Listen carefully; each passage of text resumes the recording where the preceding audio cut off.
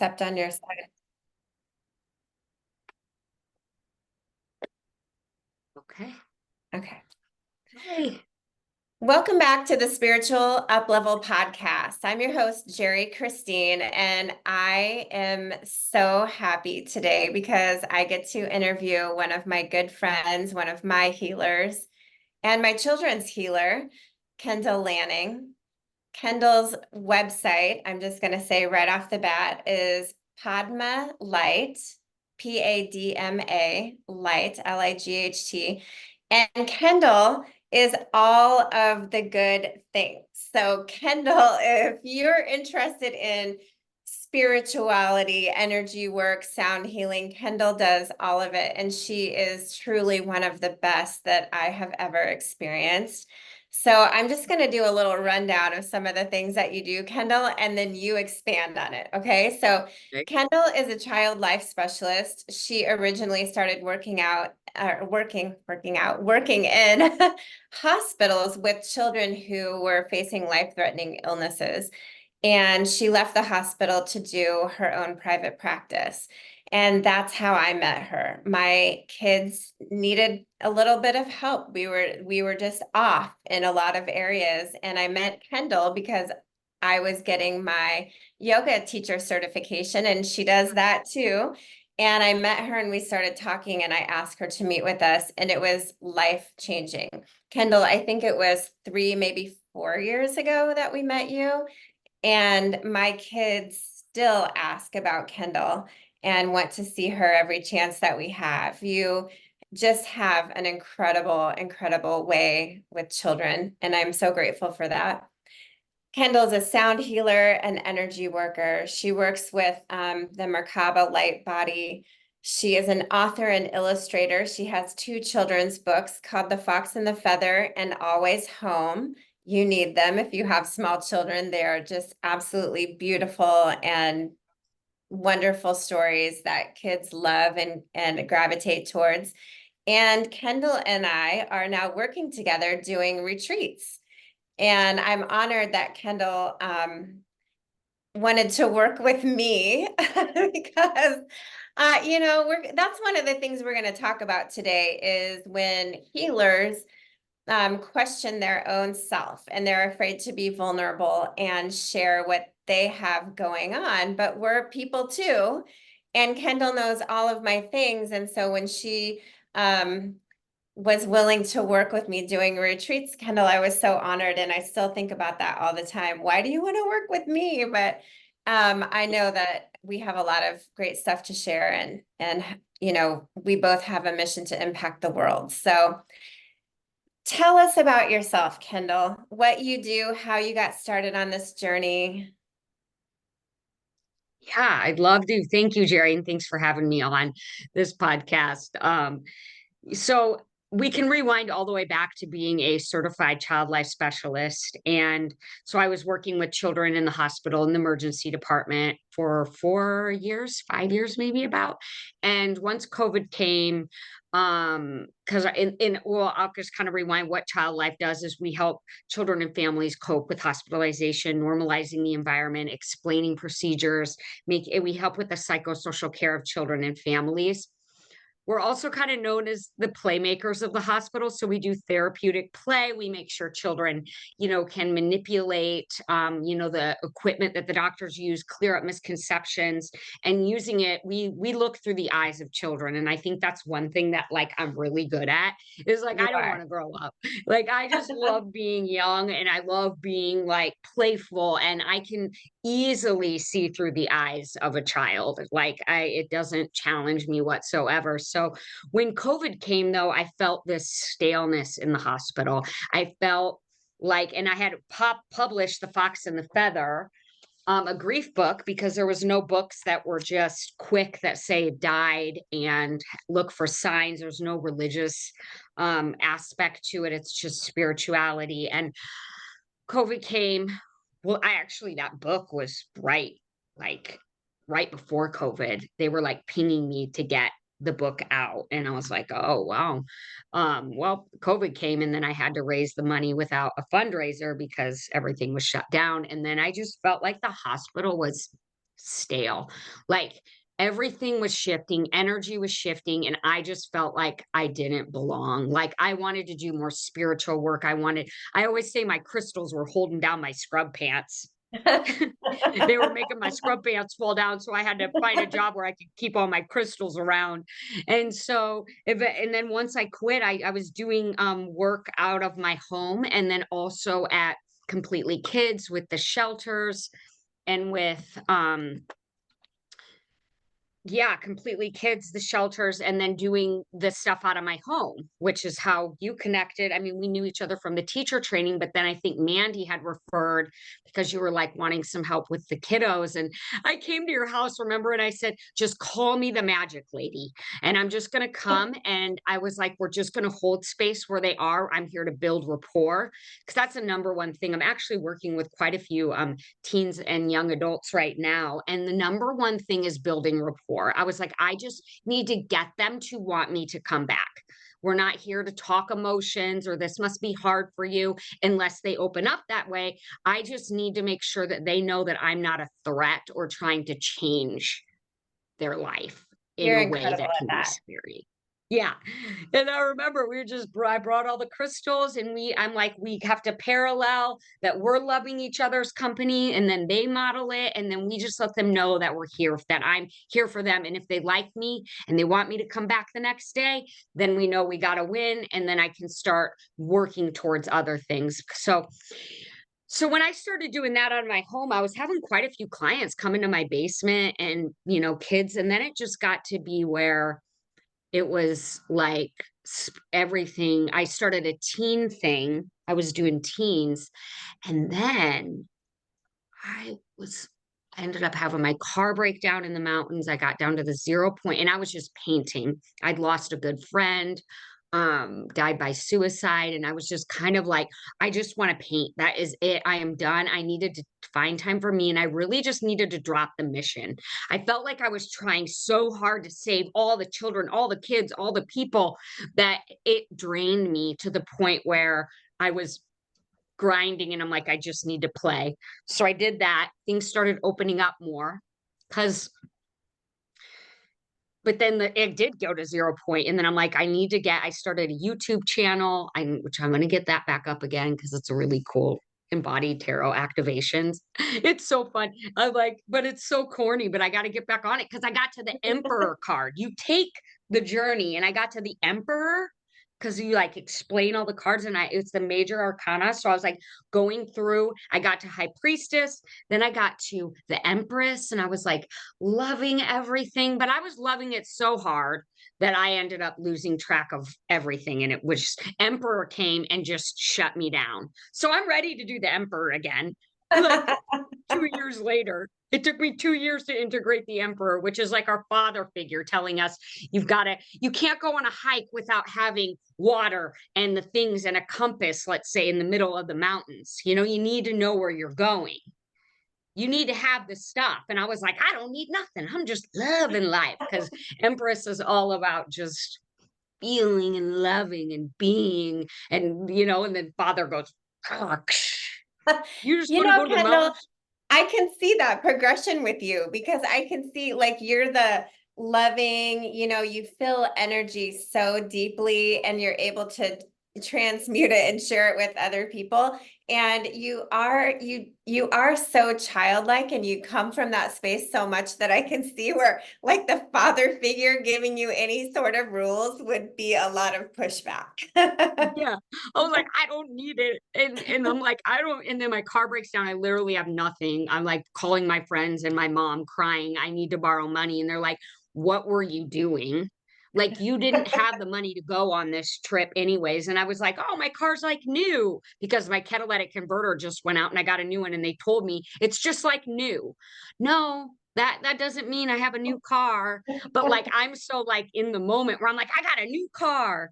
And then everything just crumbled. And then I had to rebuild from there. And then I was like, you know what? I could do my YouTube channel again. I really liked it. And so, but it's also like, where was my YouTube channel going? Like, I was putting a lot of energy into something that literally like doesn't pay the bills. So Yeah. like, it was time to like also that's that father. How are you going to pay the bills? Yeah. Like you're sitting here spending 8 hours a day on a YouTube channel. And I thought, I'll just get YouTube famous in 2 weeks. Yeah. And that doesn't happen. And Yeah. so, anyways, but then once I got it down, I just started door dashing. I started getting it all. I also was presenting at the Nebraska Mental Health Conference, this book. Things started getting more going. And then that's when I got the space at Arbor Street. And I've been here a year now. And Okay. this is where I do my one-on-one sound work. I do still work with kids here. I do my group stuff here. And it's Arbor Street off like 117th and Center in Omaha. And it's a beautiful collective. And I have this like amazing huge space and I love it. So for people who aren't in Omaha, do you do sessions via Zoom? Um, the sound healing. So I do a lot of card readings, Zoom. Mhm. And my card readings are super positive. Like they use the Osho Zen deck, which I learned from my teacher, Tammy Hoffman, and Soul Elevations. And I usually do 3 to 5 card spread and then have an angel card, but I never tell the future. It's just like the cards depict, and they're always so powerful. The cards depict the story, and then we kind of go over that to have you feel empowered. Like I can't tell the future. We get to create it. So making sure that I'm never putting things that aren't resonating or that are going to say, oh, well, you better watch out for this. Like, that's not up to me. Like, it's like, okay, if there is a card that maybe is a little cloudy or unclear, that we can go through that together to find a solution. More solution based problem solving rather than here's what you're going through. Yeah, that makes sense because I feel like there's a lot of people out there that are afraid of like cards, afraid of tarot cards because we're told not to, different avenues of religion say not to explore that, and not to go to fortune tellers. But what I've found, especially with people like you who are very ethical about the way that you work, is that it's not about telling the future. It's about talking about eliciting what's going on with you now and how can you integrate that or let that go if it's something that's not serving you. So it brings it to your awareness so that you can then make a conscious choice going forward. Does Mhm. that seem right? What? Yes, yes. And feeling empowered and good. Yeah. Because I mean, there have been times where I've sat with people and they're like, well, this last reader told me, that and whether or not they took it this way or not, that I would be depressed for a year. And I was. And I'm like, well, Yeah. that's what happens. Like, we have to be really aware, I think, especially now, like how we are talking to people when they're coming to readings. Like, there's no like, this is going to happen. Like, we have to, if there is a card that seems like, oh, that could be like, it's so important that we don't just put things into someone's mind to let them create.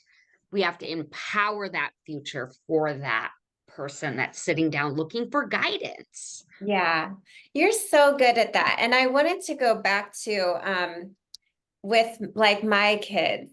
Um, they loved you right off the bat, for starters. They had so much fun, and you make it so playful.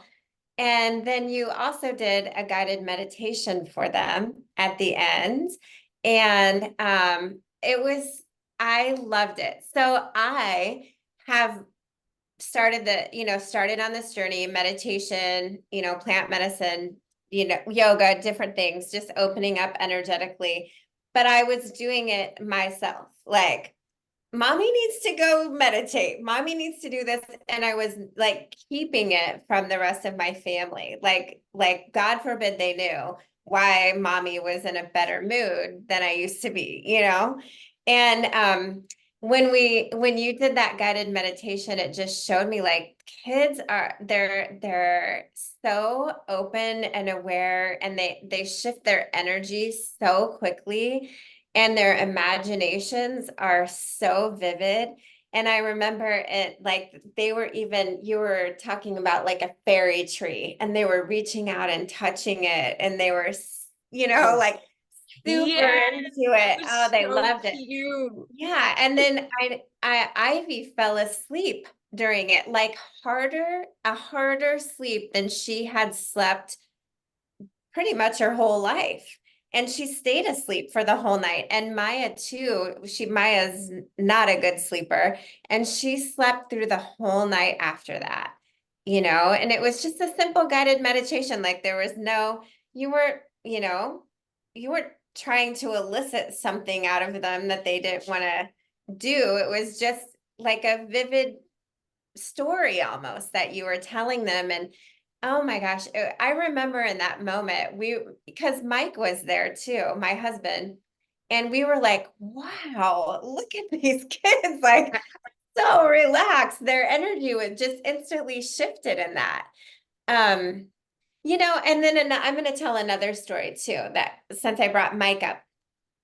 So you are very playful and very childlike. You come from that, that perspective. And my husband, obviously, he's a man's man. He owns a construction company. He builds things, he's he's just a man's man. And I, I had done some work with you myself, and I told him about the energy work, and it was kind of like meditation and some sound healing, and you were doing energy work, and he decided he wanted to go see you, and I thought, oh my gosh, he gonna think this is totally off the wall crazy because it's so far out of his box, and he loved it. And you made you facilitated a big shift for him, and he loved it. And he was super, super on board with you working with the kids after that. And so I found it really, oh, that was loud. I found it really cool how, you really are the magic lady. You really are able to work with anybody, regardless of their perspective on life and how open or not open they are. You're really good at opening people up.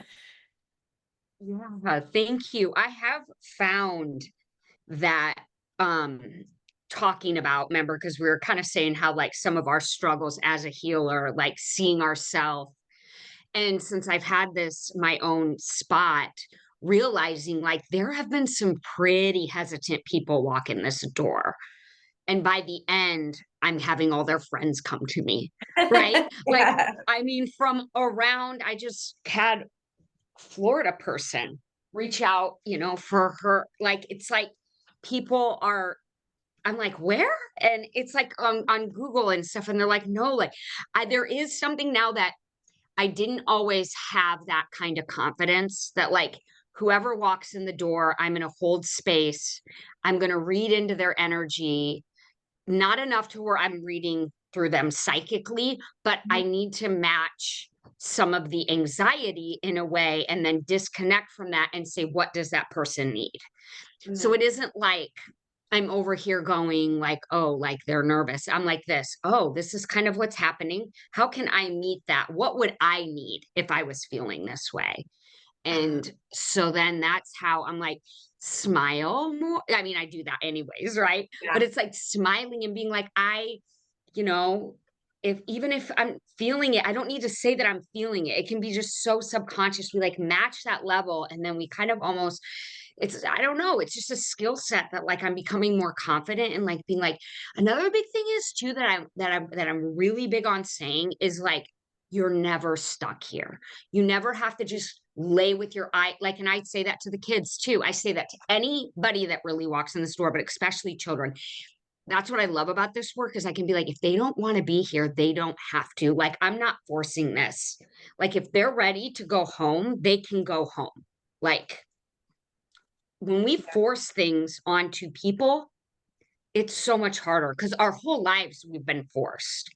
Our Mm. whole lives we have to sit and do the thing. And that's why I say, like, if you're meditating, at any time you can open your eyes, you can put your hand up and say you're done. You can get up and get a drink, move your body. Like, it doesn't hurt my feelings. I even tell the kids, it will not hurt my feelings if you don't want to come back for another session. It doesn't. And just by saying that, they're like, I won't hurt your feelings. Like, then they want to be with you. Yes, I noticed that with my kids. Like, I don't think they ever didn't want to. However, you giving them permission, I feel like gave them a wider space to be themselves completely and to just step into that. You know, one of the things you did with us, we did drumming under the full moon one night. Yeah. And that was so far out of my comfort zone. Oh, And the kids loved it. They had so much fun just being kids and just being fully in themselves and like not worrying what mom thought or not worrying how they're supposed to behave or anything like that.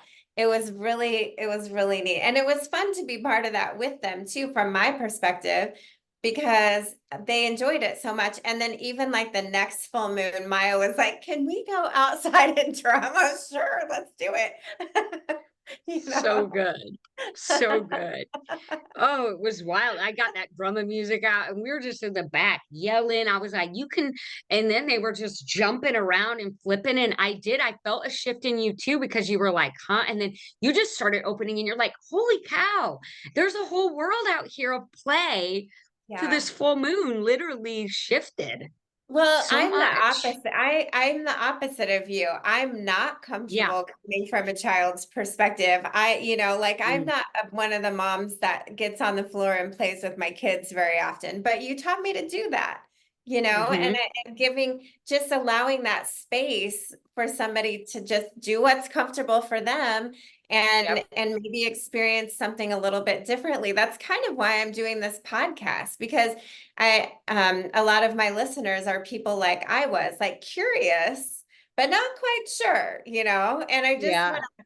to hold space for all of those people to explore as they feel comfortable and to let them Yes. know, like, it's okay. Like, if you go outside and drum under the full moon, it doesn't mean that you're crazy and that you're, whatever, worshiping the moon or anything like that. It just means Yep. that you're playing and you're Playing. allowing that energy to flow through the stuck parts, for me, through the parts that for some reason didn't want to play anymore, and now I play Yeah. a lot more. So that's awesome. Yeah. That's awesome. So I love that you hold space that way. Kendall, how do you hold space for yourself? Because one of the things we talked about before we started recording was how healers need that too. So how Yeah. do you do that? And that is like, I think we've had like, so when I like text you and I was like massive transformation, we're just peeling through some layers. There's been a lot of solar flares, and what the sun does is it like spits out these energy and the photons and all this solar flare action. What happens is our body, just like a plant and like anything, we're all made of energy, and it's just we're getting ready for the Lionsgate portal, which is on the 26th.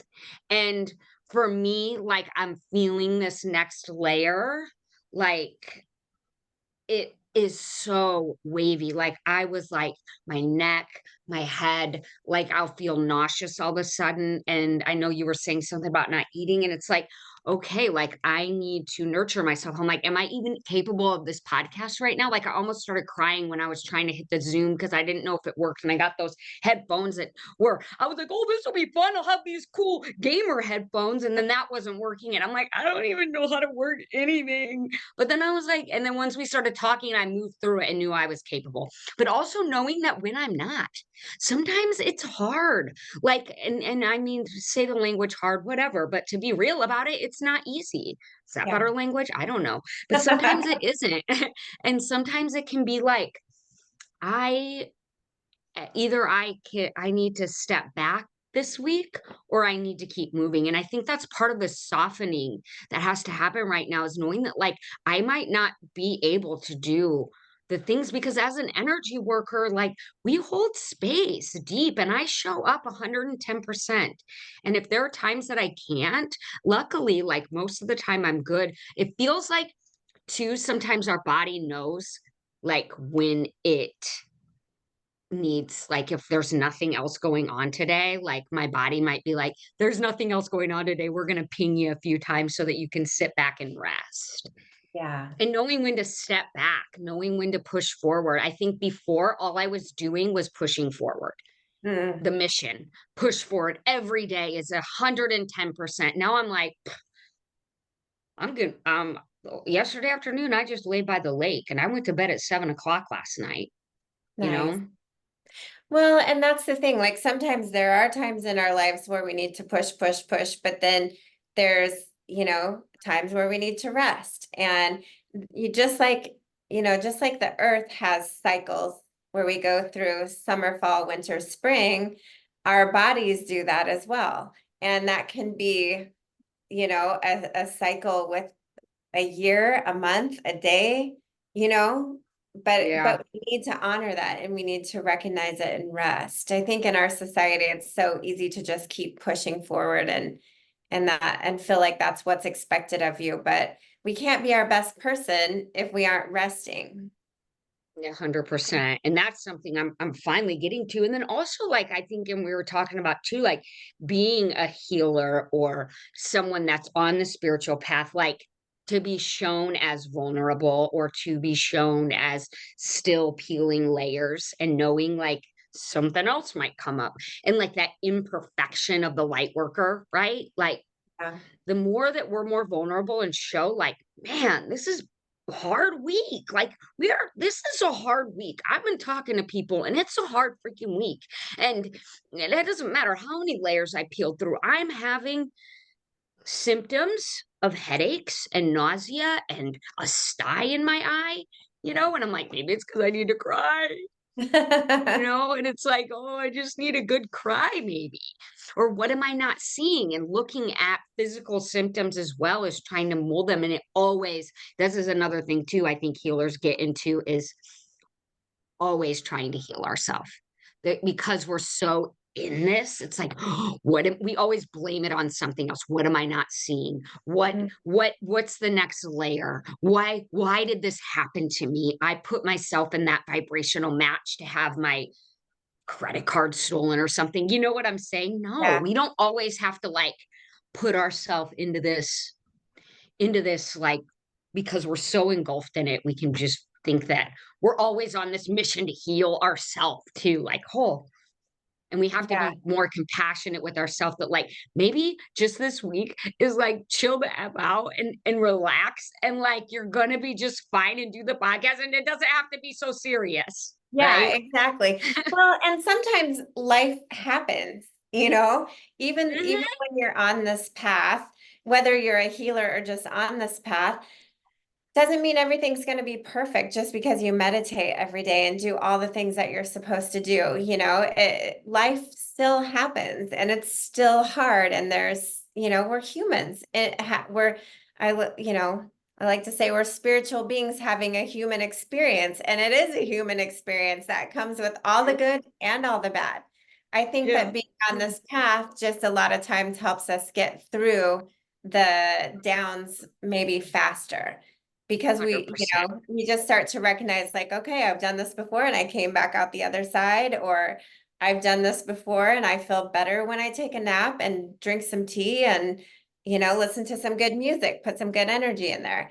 And Yep. also you kind of talked about this, like we still have layers to peel back. There's always layers. I think there may be like maybe Jesus, maybe the Buddha. There's like some spiritual beings that have came into human form and had maybe a perfect life. Um, like Jesus is who I think of, right? But the rest of us come into this human form and we have a really human experience, and that's okay. And I don't think that the goal is to ever get where nothing bad happens or nothing bothers you. It's to learn to deal with it differently and bring a little bit of light there. And I think that goes back to like when, this is a newer path for me. Before this, I owned businesses that were very money focused and very concrete. And this is totally different. And I questioned myself so many times because I know all my mess. I know all the stuff that I'm currently healing, and I know that there's more in there. And so who am I to do this? But it's like when you feel the call and you start getting I don't know, these glimpses of light, I say, I guess, or glimpses of almost like that it's possible to be happier and to be more playful and to move through life lighter, then it's like, who are you not to, you know? Like those of us on this path, I think, especially the healers, are just a few steps ahead of the people that they're healing. You don't have to be perfect. You just have to be a few steps ahead, because then you can relate to the people that you're working with too, right? Mm-hmm. Yep. I'm Yep. sharing a lot of stories and not asking you a lot of questions. We're I fine. do. And this is We what we're here to do. Remember, we said, let's just yeah, talk like we're friends because we exactly. are. We are right. Exactly. And we're going to have you back to go into more depth on a few things. But you mentioned the Lionsgate portal. Explain that in layman's terms for people that don't know what that is. Okay. So the Lionsgate portal, the Lionsgate opens on July 26th and closes on August 12th. And what happens is the constellation or the constellation in the Orion's belt and Sirius, which is our spiritual sun, they all come into alignment with the earth. And actually, and then like on the 8th, it lines up with the pyramids of Giza. This so we all comes into alignment. And in the pyramids back in the day, the pharaohs used to sit underneath inside the pyramids, and they actually called it like Brahma's cave. And the sun and the spiritual sun, Sirius, would come into this part of the pyramid, and the pharaohs would sit there, and then they would get downloaded with all this information, and then they'd come out and then they'd say, like, this is the information that I have. And it's just a huge time. The 8 August 8 is the 8, which is manifestation, it's infinity. It's just a really potent time to manifest. And if you think about the 2 and the 4, 2024, 2 and 4 makes an 8. So this is just a really powerful one. I'm just and so I always say it's my favorite holiday, the 8th, because I feel something. I feel the shift. Like, this is why I think this week has been a little more challenging on me, just like exhaustion level too, because like, I mean, it's an up level. Like, we're getting ready for like huge spiritual activations. And the more conscious we become and aware and know that like we are made from the cosmos, like we are stars, we are energy, the sun, the moon. When the tide is high, when the moon is full.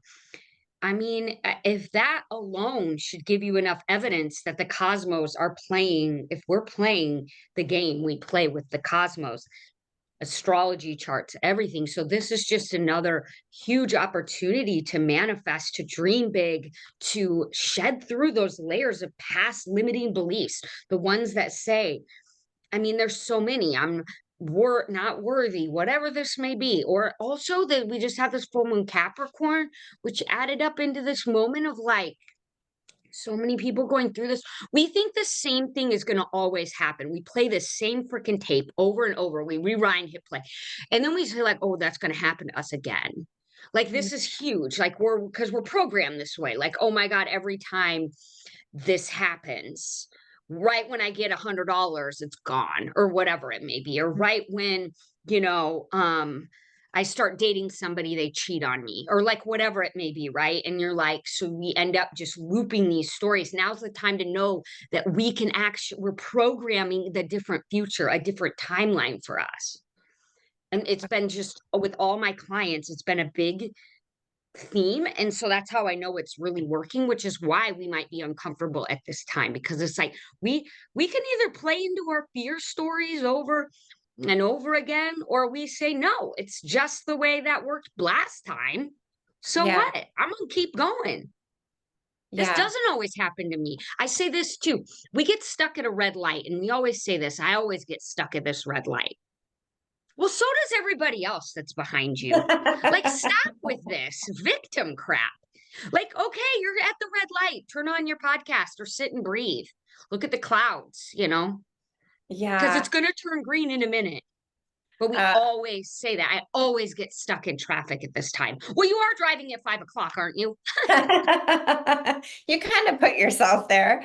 Yep. That, yeah, so that's so good. So the energy that's coming through brings up some of your old stuff or your patterns, because like you said, we all operate off of patterns.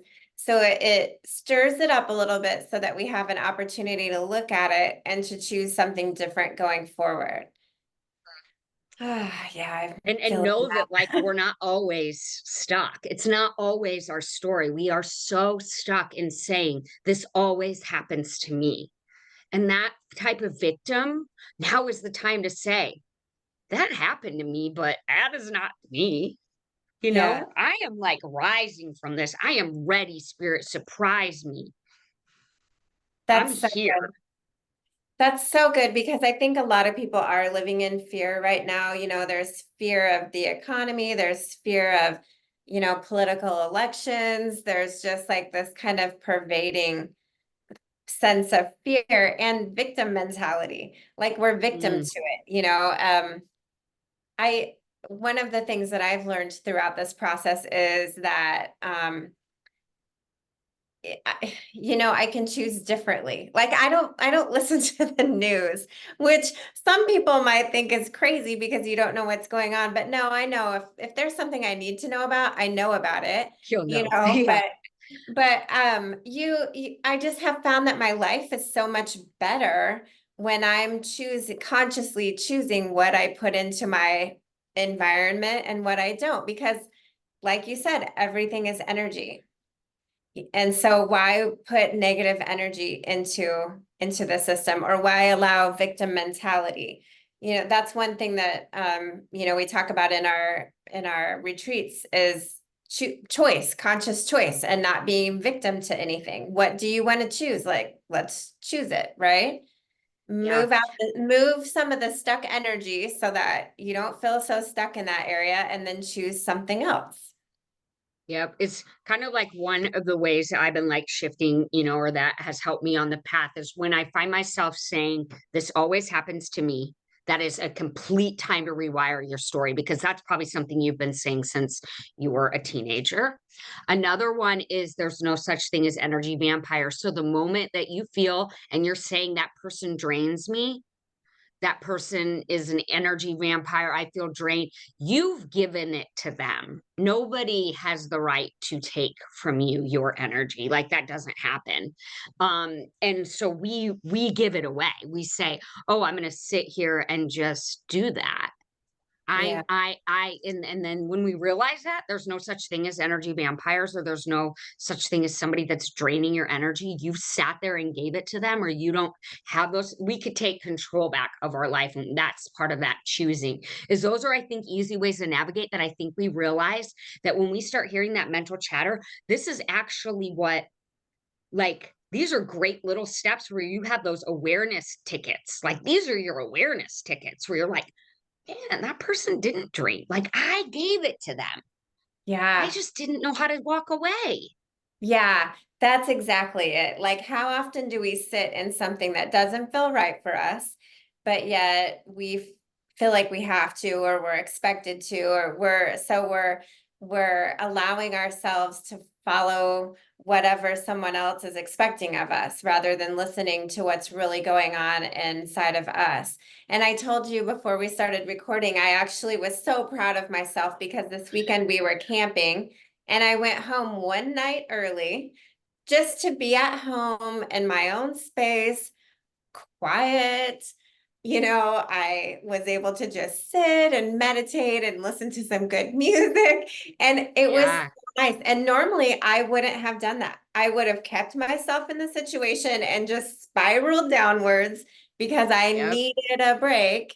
And I was so proud of myself just for that one little thing. And it shifted my week, and shifted how our family. And yeah, that's just so important to listen and honor yourself and take back responsibility, choice, Yes. true choice. Yes. True choice. And then when you're modeling it for the kids, you know what I mean? It's like they know, wow, okay, Yeah. maybe I can do that too.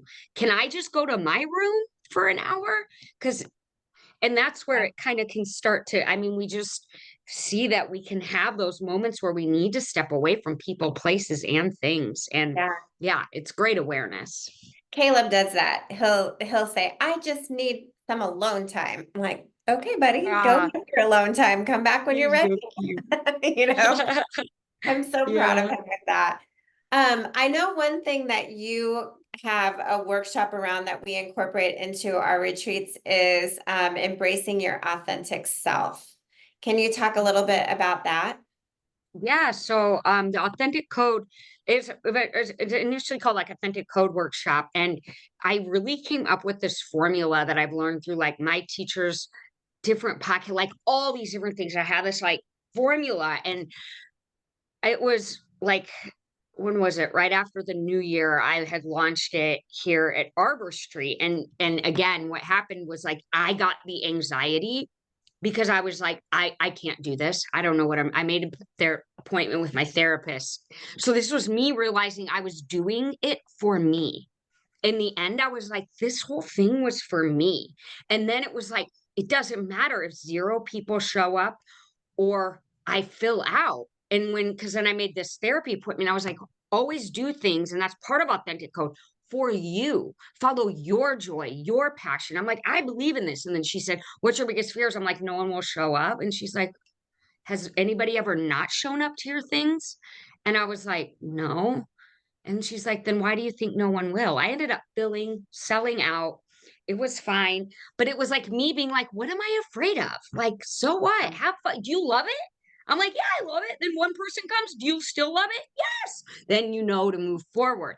You'll also be able to know when it's not working anymore. So this whole entire formula was actually a formula to help me launch the actual authentic code. And it just kept going into more. So really authentic code goes over values, and there's so many cool ways that like I go over like where we value something so much we overcompensate for it. We go over and we do play in it, dance, like so many things. The way that it is like, it's like we go up and then it goes back down, and there's meditations, and then we go back into some of the, but I always have like teeter from, okay, we go into something pretty, maybe a little not heavy, but like, oh, we got to work through some of this unshadowing, and then we got to go up and we got to get play again, and then we got to go into that, because I always love to bring like laughter and lightness to everything. Yeah. And so this authentic code, literally after the first one, when I mean, it's so many people have transformed from it. I have mental health therapists in it going, she was like, Kendall, do you realize that like I work with clients forever, and like they need to come to this because it gives you everything. She's like, this is brilliant. And I'm like, I love it. It is really the way that it all unfolds, like allows you to use like your emotions as your compass, your belief systems, and then you have your true north, which is your values. You have your goals. And I'm actually even doing it with the youth, the Nebraska Youth Emergency Services, the Yes House. I'm doing it with the teen and young adults. I just made it a little bit different. So that Wow. is really cool too. And they've been Wow. enjoying it. I Mhm. love that because I know that for me, that was exactly what I needed, was to, okay, I had been living this life for 40 years that was pretty successful, but I had created it because I came from a space of if I am going to be taken care of, I have to take care of myself. I have to create money. I have to, should. It was never like, what do you really, what do you really love? Yeah. Why are you here? What is this sacred life about for me? It was just all these rules and regulations and what other people had put on me or what I had taken on myself. And I felt trapped by it. When I met you, you know this, Kendall, Mhm. when I met you, I felt so trapped that if you would ask me, what do I like? I would probably start crying because I wasn't sure. And I was afraid to explore because I felt like I couldn't or I shouldn't. And when I started gently releasing with I'm still working on gratitude for some of the things in the past. Mm. But when I started gently releasing and stepping into who I truly am and what I'm truly here for, my life has changed and my energy has changed and my happiness and my ability to play. And for the first time in my life, when I'm working in this space, I feel so connected to God and the energy is flowing and it's almost like vibrating. Whereas before I felt so stuck because I was in this life that I knew didn't align with my actual purpose for being here. And having somebody like you hold that space and kind of like, well, what about this? Shall we uncover this? And Yeah. then go into play. It's such a safe way and such a comfortable way to do that I'm just super, super grateful. I couldn't be more grateful for me personally, you know? So, so thank you for doing that work. And I love, how it's going to impact the people that we work with together. And I know that you impact so many people in your work that you do every day. Yeah. Thank you. Oh my God. Thank you. It is a lot about play and childlike essence. And that is what we do in Authentic Code. It starts right out in that. Even if you can't access it, I have ways that will get you there. Like there's ways in the way that I do things that you will be able to tap into joy one way or another. We make it happen. And that's what I love is like you just become creative and listen to I just love it. I love play, creativity. Like even from when I came in, like sitting at the office when we talk about play, I'm like, you know what to do. Like you love life. But sometimes you're just like, oh my God, like, oh, I kind of fell. I didn't sleep well last night. And that again was like, am I capable? Once we started talking, because if I didn't think I could be, I'd be like, Jeri, my eye is all messed. Like, I just need to take the. But then once we started talking, I was like, yeah, Well, that's a good and thing. that's a good point too, Kendall, because I know for me, so I am assuming for other people, when I'm in that space, I want to I don't want to share. I don't want to tell people I feel crappy. I don't want to reach out for help. However, when you do reach out, is there can be change there. If you just want to sit in your pity party, it just Yep. piles on more. Like, you want pity party? Okay, here you Yep. go. But then when reach out to somebody or reach out to someone like you, who can help get through that, all of a sudden Mhm. it's not, it was just like a 30 It was seconds that was a of blur. That was a complaining and we're blur. like, It okay. needed to, yeah, it needed to move through, right? Yeah. But there are times where sometimes we have, and that's the discernment, and that's also the discernment we do the um in the Authentic Code is knowing our sacred yes and no's, and when we're able to tap into the body and really breathe into where am I going to be right now, like can Okay. I fake smile through this, or am I going to real smile through this, because this is not something I want to fake smile through, right? But then it's like, all right, I got a real smile, so we're good, Yeah. right? So we can feel into that, Yeah. right? And like, Yeah. no, this isn't real. Like, I'm not good. Like, this isn't a vibration I can give out to the world. And then I would have known because I was talking to you. Like, these are the type of things that the more we get to know who we are, the more that we are able to be in our own sovereign source. I love that too, because again, for me before, understanding my own body wasn't necessarily something I was that comfortable with, you know? And I think that's the case for a lot of people, like, especially in our society, we don't eat well, we don't take care of ourselves I well. know. I know so many moms who feel guilty if they go get a massage even, because they're not with their Yeah. kids, they're doing what they feel like they should. And yeah, that's so important to learn that, recognize in your body and understand yourself enough that you can recognize your sacred yes and your sacred no, your true north. Yep. Such good stuff. What else do you want to share? What have we not talked? Oh, Merkaba. I have not experienced your Merkaba light body work, and I'm excited to. I've seen pictures and videos. I just haven't been in the same city when you've been doing it. Uh, And so tell us about that. What is that? the Merkaba light body. So, probably here right now. If you're watching, I don't know, but if you're on the just listening. So we have a spinning Merkaba around us. This is like our body that would be like right here. We have two tetrahedrons that are spinning in opposite directions. And there's actually guided meditation and breath work. Actually, it's what in the government they use it to remote view and Oh, things. wow. I don't really I came up with my own, again, coming up with my own formulas, but that is how I know it works because I'm doing it in the way that's comfortable to me and it seems to work for people because there's all kinds of different ways to guide through like our channel to like connect to the different chakras and meridians and connect to our spinning light body. And then once you get in that deep meditation, I really feel everybody has different experiences. Some people, they go back to their childhood. Some people meet angels and guides. Some people, like me, I just feel ever connected, expanded oneness. I finally feel like, oh, it's not so hard. Yes, we're ever connected to everything. But lots of people have different experiences. And so I guide through my own way. And there's all kinds, I've done so many different kinds of meditations with the Merkaba.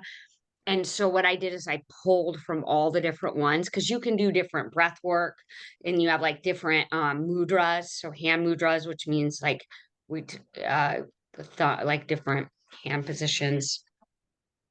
And and then like the breathing and then the eyes roll up and in. Like there's so many different ways that you can guide it. But I found that there's really simple techniques that allow you to clear each channel. And then I do like a sound bath. So like people can have pretty vivid experiences. I'm not too much into the remote viewing and astral projection so much. I love that universal oneness. I love breath work and like all of that. I do love to like but that full on out of body experience or remote viewing, I kind of am like, I don't know about the whole remote viewing thing. I'm not Yeah. into Well, getting it into kind of goes people's back to privacies. maybe the ethics, of Yeah, it. Are you exactly. supposed to be seeing that or not? If Yep.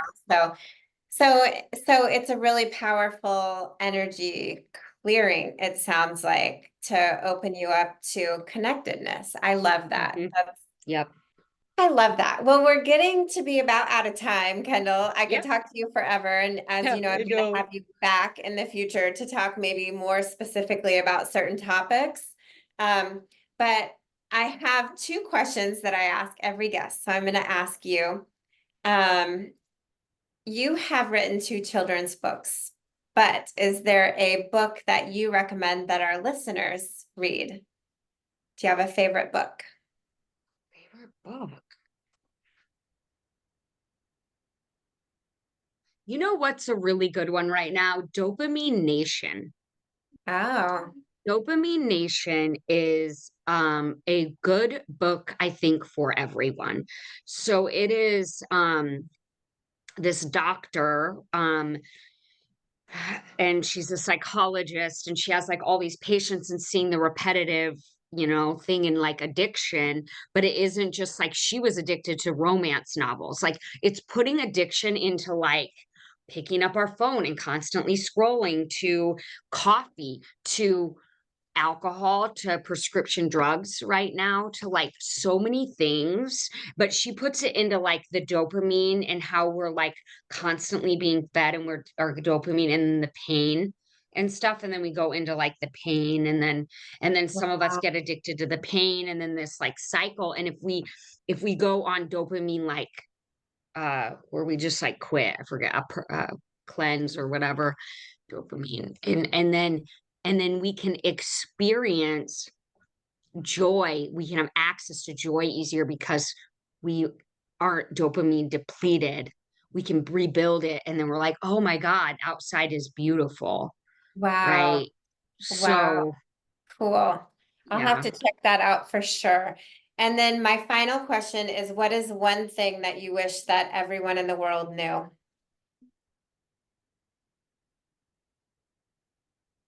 Mm, that'll make me cry that they're loved, that they're Oh, loved, that's so good. they're loved. That'll make me cry. I wish everybody knew that, I you wish know? everybody knew that too. Absolutely. Well, I want to thank our listeners for listening in on our friendly conversation today. And I Yeah. would just encourage everybody, if you feel connected with Kendall and you want to reach out to her, or if you know that you need more joy and more play in your life, please reach out to Kendall. Again, her website is Padma Light, Padma Light. And we'll share your contact information below wherever you find the podcast. And where can you be more joyful? Where can you have more play in your life? And just do it. Thank you so much, Kendall. Thank you so much.